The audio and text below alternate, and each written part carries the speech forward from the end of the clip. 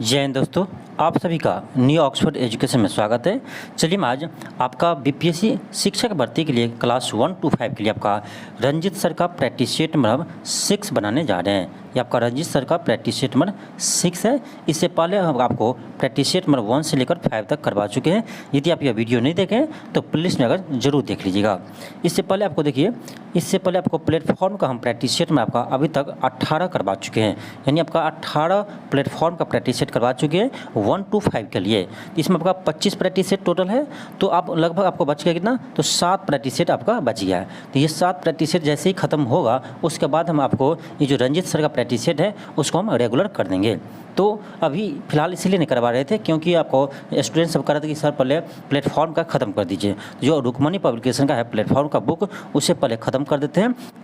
Platform का जैसे ही practice set खत्म होता है उसके बाद आपको हम रेगुलर कर देंगे इस प्रैक्टिस सेट को, यानी रंजित सर वाले जो प्रैक्टिस सेट है उसे हम उसके बाद रेगुलर कर देंगे। यानी आपका इसमें 18 प्रैक्टिस सेट हो चुका है किसका, तो आपका रुक्मणी पब्लिकेशन यानी प्लेटफॉर्म का। ये जैसे ही खत्म होता है 7 आपका बचा, क्यों 25 इसमें प्रैक्टिस सेट है, 7 बचा हुआ है, 7 खत्म होगा उसके बाद हम आपको यानी ये रंजित सर के प्रैक्टिस सेट को ये स्टार्ट कर देंगे। यानी चलिए शुरू करते हैं। क्वेश्चन का फर्स्ट है, क्वेश्चन का है किराता जूर्नियम पुस्तक किसने लिखी थी, तो ये लिखे थे आपका भारवी ने। आपका ऑप्शन नंबर डी हो जाएंगे।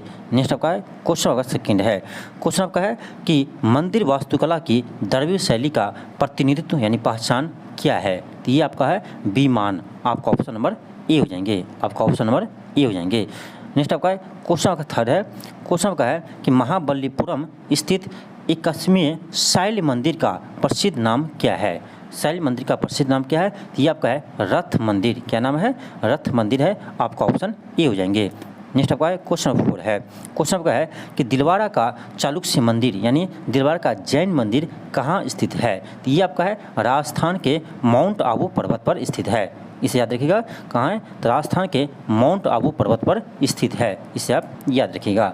नेक्स्ट आपका है क्वेश्चन आपका है 5, क्वेश्चन आपका 5 है कि निम्नलिखित मगध वंशों के क्रमानुसार व्यवस्थित कीजिए। यानी इसमें देखना आपको कि मगध के वंशों में प्रथम कौन था, उसके बाद कौन था, उसके क्रम में आपको सजाना है। तो सबसे पहले इसमें हो जाएगा हर्यक वंश, ठीक।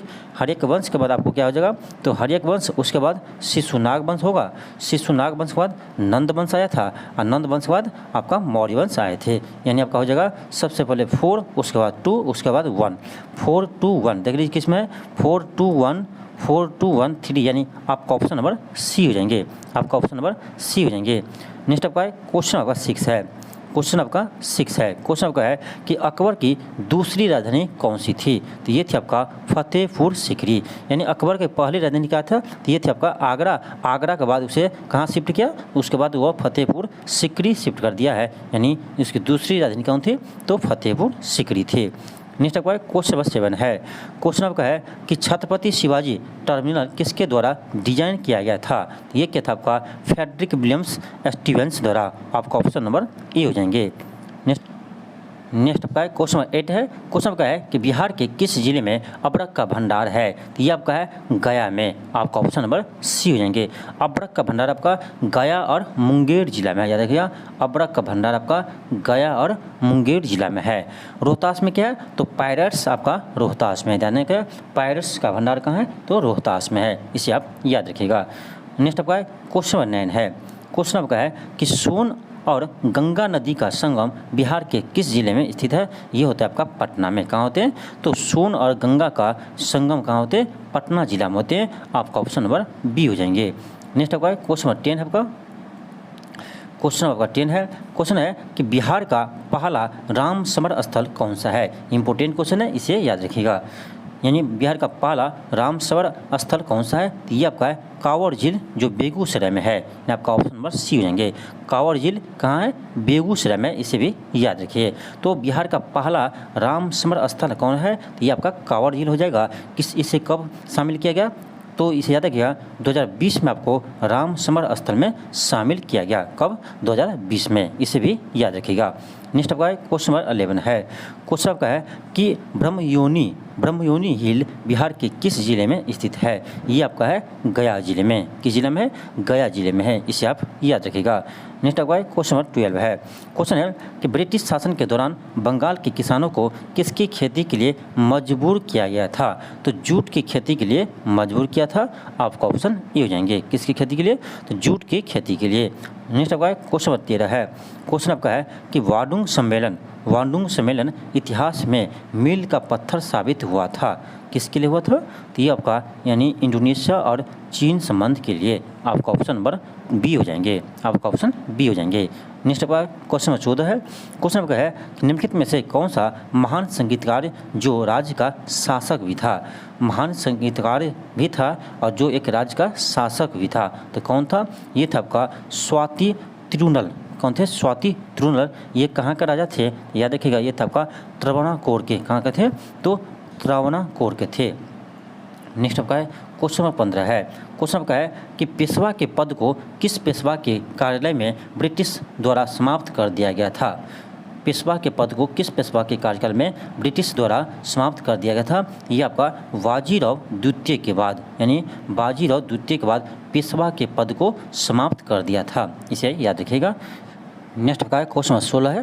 क्वेश्चन आपका है कि किस चार्टर अधिनियम के द्वारा ईस्ट इंडिया कंपनी के चीन के साथ व्यापारिक एकाधिकार को समाप्त कर दिया था? ये किताब का 1813 के चार्टर एक्ट अधिनियम के तहत। आपका ऑप्शन नंबर बी हो जाएंगे।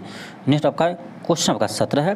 क्वेश्चन आपका है कि महासंघ का विचार सर्वप्रथम प्रस्तुत किया गया था। सर्वप्रथम प्रस्तुत किया गया था महासंघ का विचार। ये क्या था आपका? यानी नेहरू रिपोर्ट 1928 में। किसमें किया था? नेहरू रिपोर्ट 1928 में। नेक्स्ट आपका क्वेश्चन आपका 18 है। क्वेश्चन आपका है कि 1784 का पिट्स इंडिया एक्ट एक था। ये था आपका रेगुलेटिंग एक्ट था।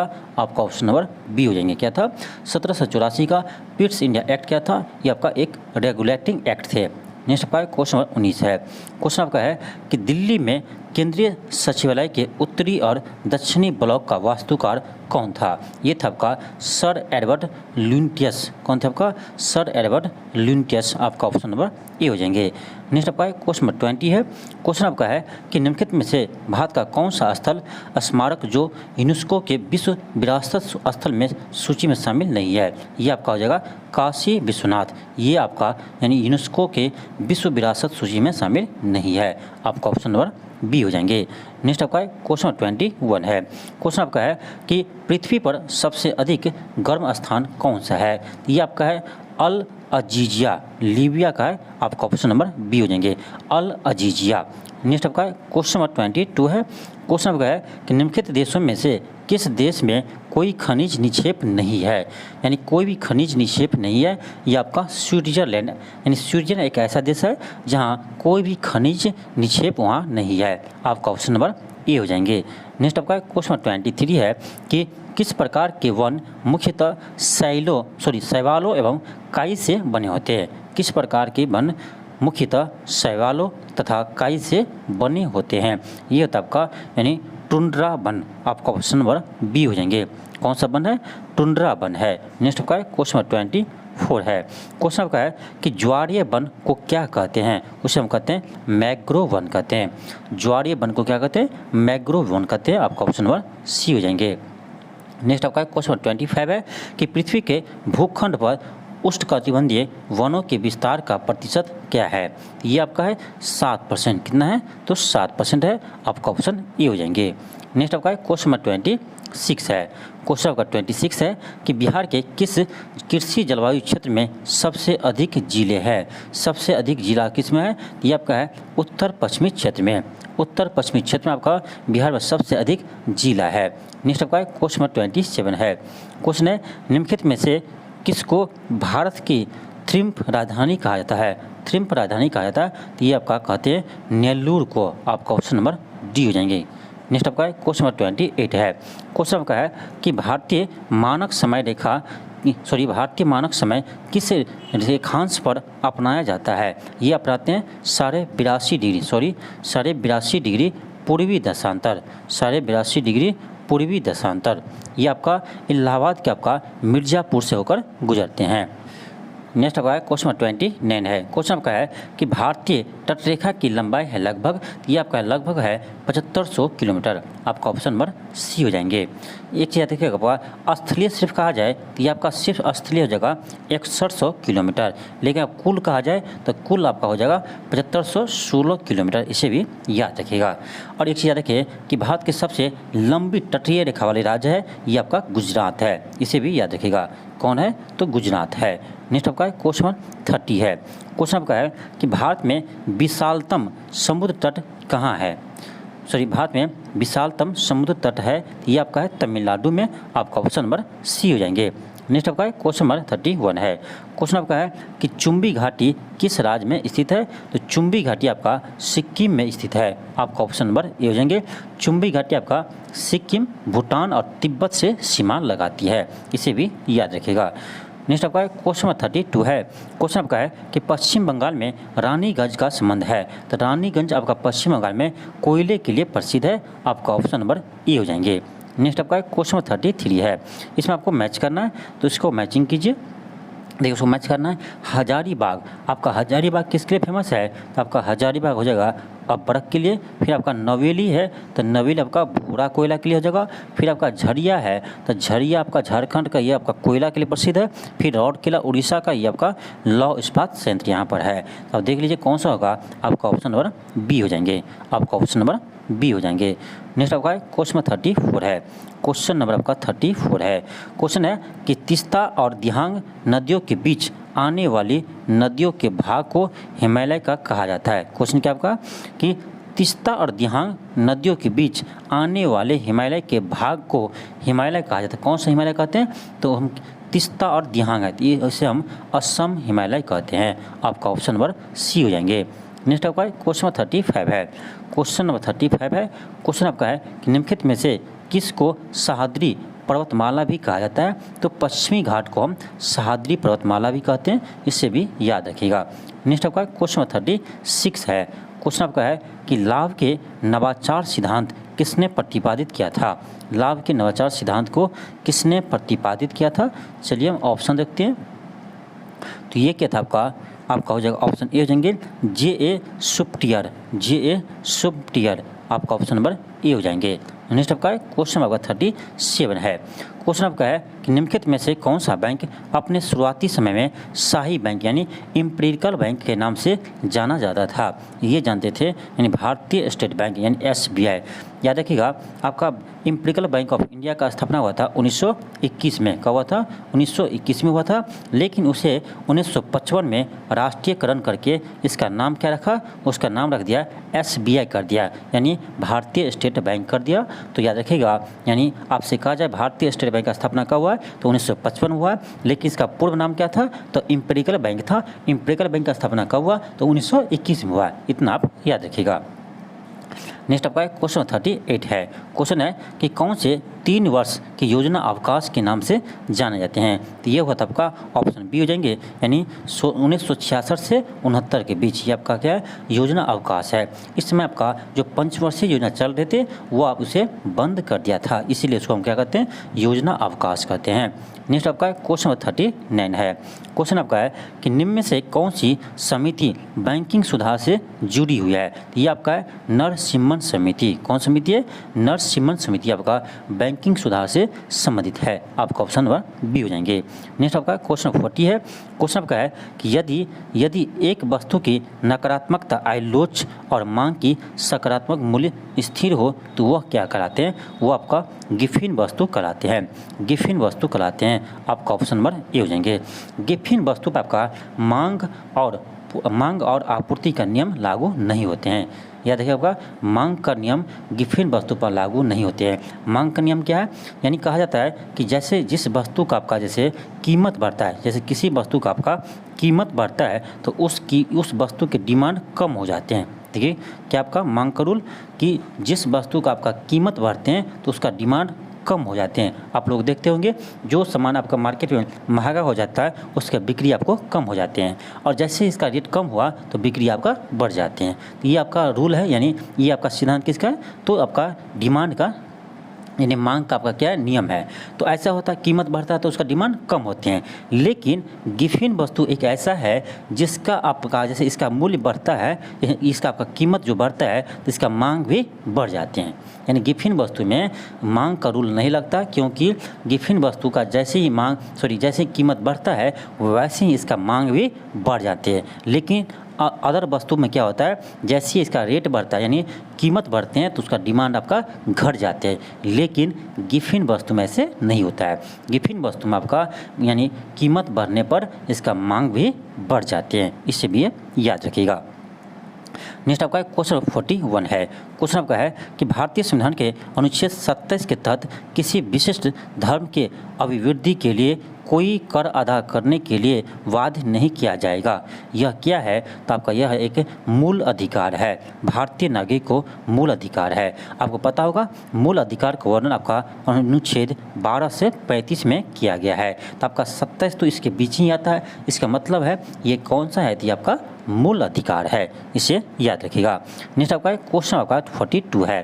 क्वेश्चन है निम्न में से किस अनुच्छेद में अल्पसंख्यकों के हितों की प्रावधान का किया गया है। ये क्या आपका अनुच्छेद 29 में, किस में किया, अनुच्छेद 29 में किया है। नेक्स्ट आपका क्वेश्चन आपका है 43 है।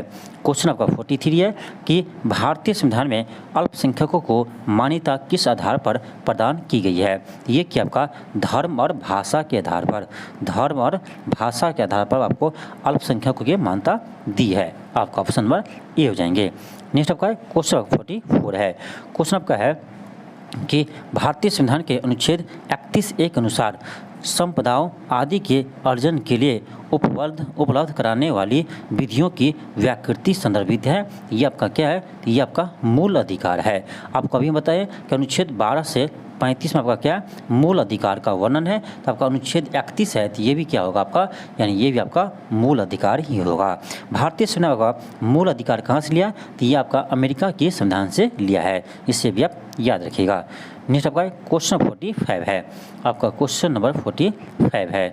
क्वेश्चन आपका है कि उच्च न्यायालय के न्यायाधीश किस आयु तक अपने पद पर बने रहते हैं। तो उच्च न्यायालय के न्यायाधीश आपका 62 वर्ष तक पद पर बने होते हैं, और जबकि आपका सुप्रीम कोर्ट यानी सुप्रीम कोर्ट का न्यायाधीश आपका 65 वर्ष तक ये अपने पद पर बने रहते हैं, इसे याद रखिएगा।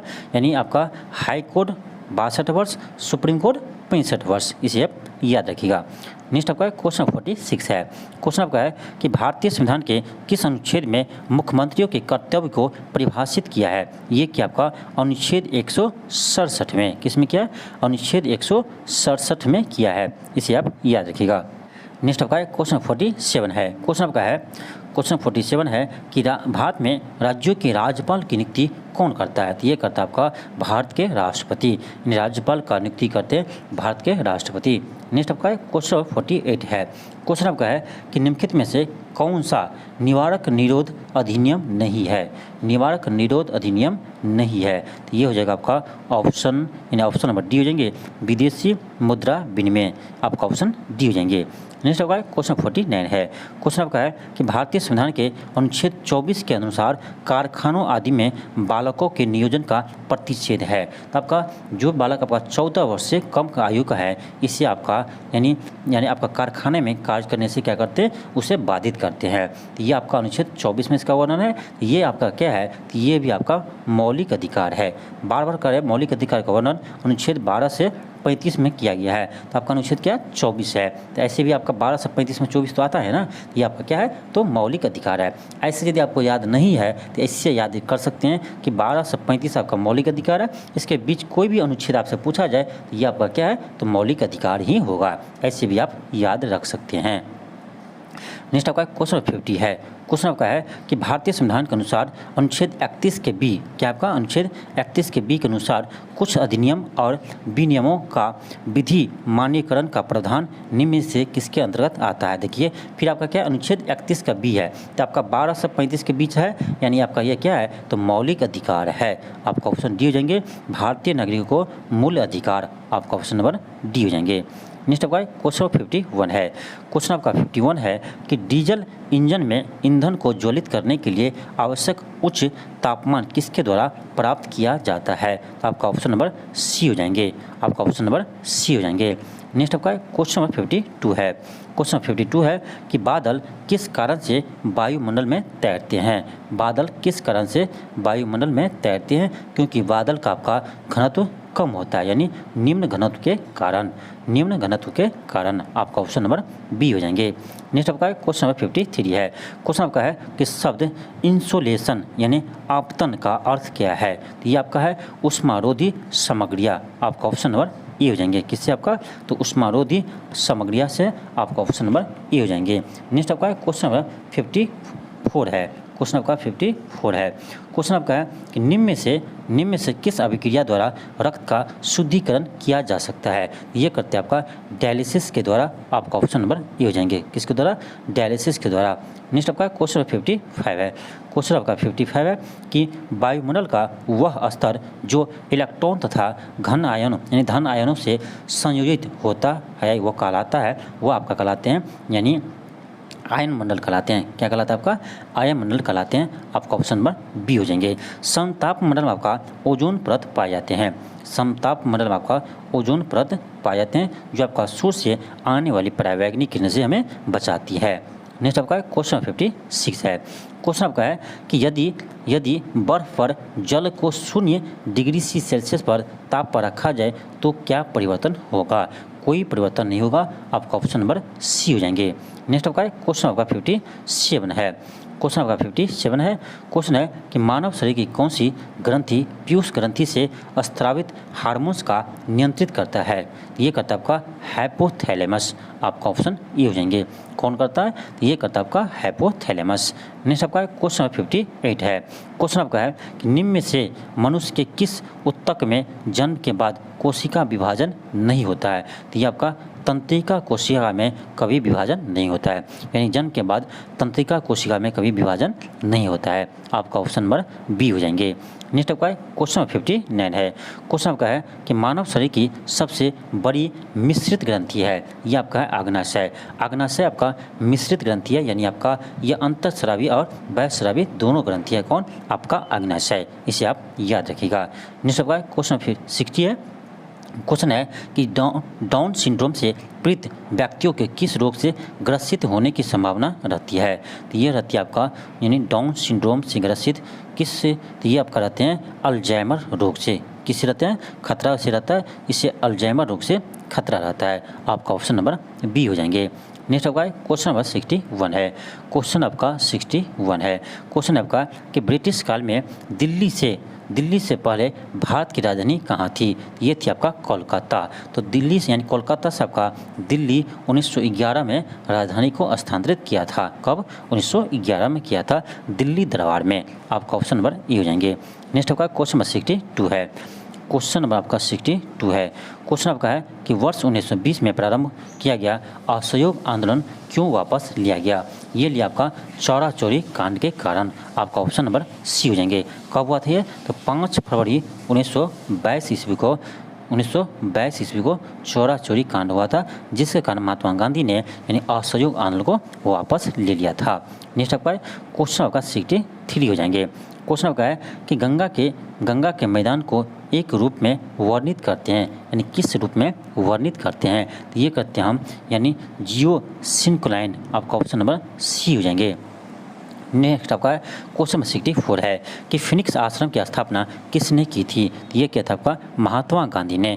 फिनिक्स आश्रम का महात्मा गांधी ने दक्षिण अफ्रीका में 1906 ईस्वी में स्थापना किया था। कब किया था? 1906 ईस्वी में। आपका ऑप्शन नंबर बी हो जाएंगे। नेक्स्ट आपका क्वेश्चन नंबर 65 है।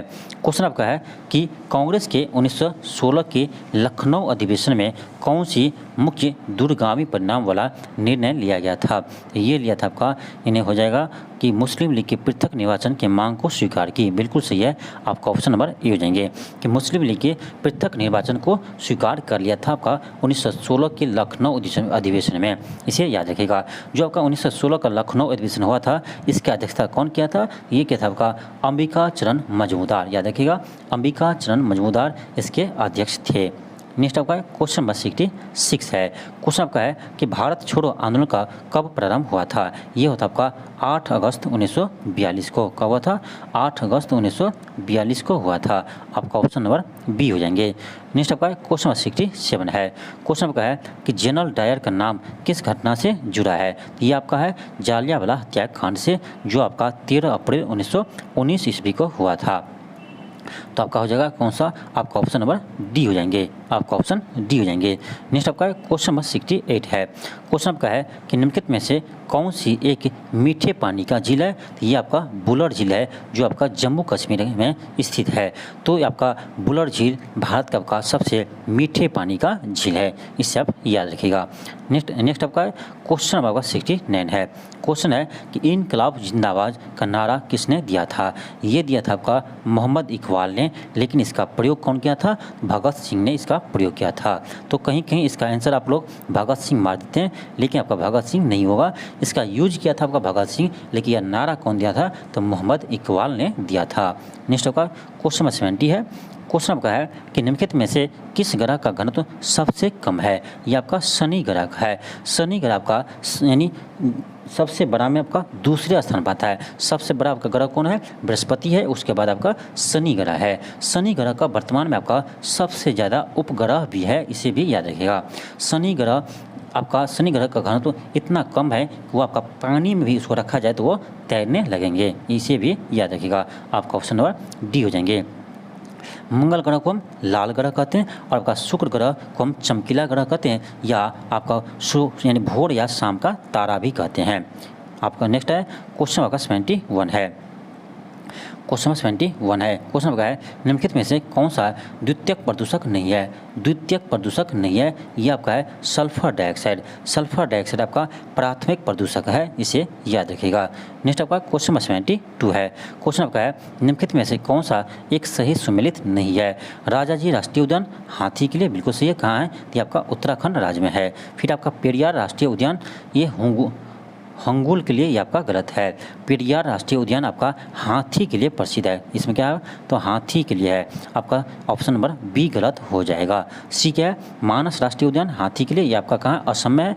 दुधवा राष्ट्रीय उद्यान टाइगर है, ये आपका कहाँ के लिए? ये आपका यूपी में है। तो आपका इसका आंसर क्या होगा? तो बी हो जाएंगे। नेक्स्ट आपका क्वेश्चन आपका 73 है। क्वेश्चन आपका 73 है। इसमें क्या करना, आपको मैच करना है। इसको आप मैचिंग कीजिए। अब क्या कीजिए, इसको मैच करना है। अब देखिए, तो सौर ऊर्जा असमाप्त होने योग यानी कभी समाप्त नहीं होगा, इसीलिए तो उसको क्या कहते हैं? नवीकरणीय ऊर्जा कहते हैं। यानी आपका बी का क्या होगा? तो 4 हो जाएंगे। खनिज क्या है? ये आपका समाप्त होने वाली ऊर्जा है, यानी ये क्या? और नवीकरणीय संसाधन है। तो यानी आपका ए का 3 अब बी का 4 हो जाएंगे। ए का 3 बी का 4।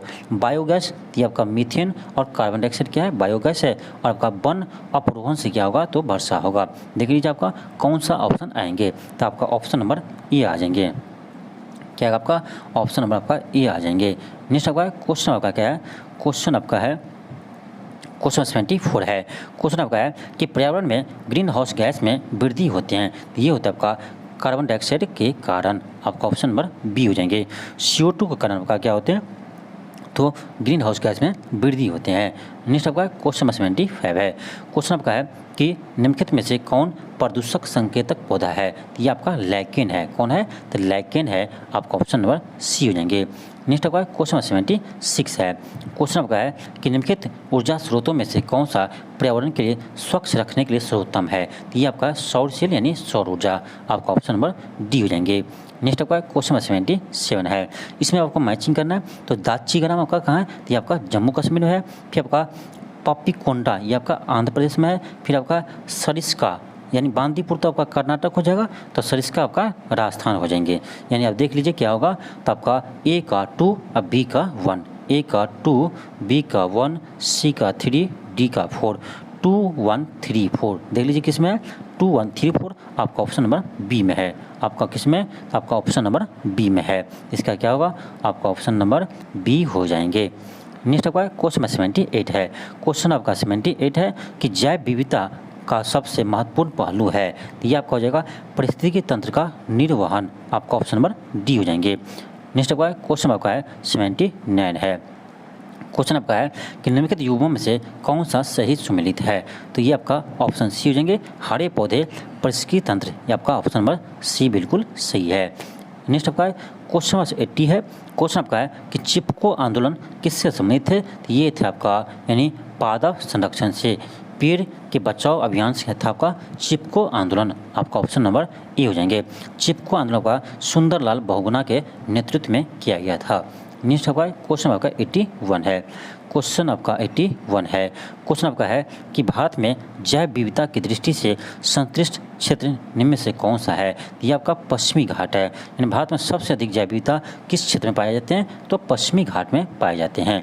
नेक्स्ट आपका क्वेश्चन आपका 82 है। क्वेश्चन है कि जैव विविधता के कम होने का मुख्य कारण क्या है। ये आपका है आवासीय विनाश। आपका ऑप्शन नंबर डी हो जाएंगे। नेक्स्ट आपका क्वेश्चन नंबर 83 है। क्वेश्चन आपका है कि निम्नलिखित में से किसे मेगा डाइवर्स देश के रूप में जाना जाता है। ये जानते हैं ऑस्ट्रेलिया को, यानी मेगा डाइवर्सिटी किसमें, ऑस्ट्रेलिया को जानते हैं। आपका ऑप्शन नंबर बी हो जाएंगे। नेक्स्ट आपका क्वेश्चन नंबर 84 है। क्वेश्चन आपका है कि भारत में गिद्धों की कमी का अत्यधिक प्रमुख कारण क्या है। तो ये यानी यह जगह ऑप्शन सी हो जाएंगे, जानवरों को यानी दर्द निवारक दवा देना। आपका ऑप्शन नंबर सी हो जाएंगे।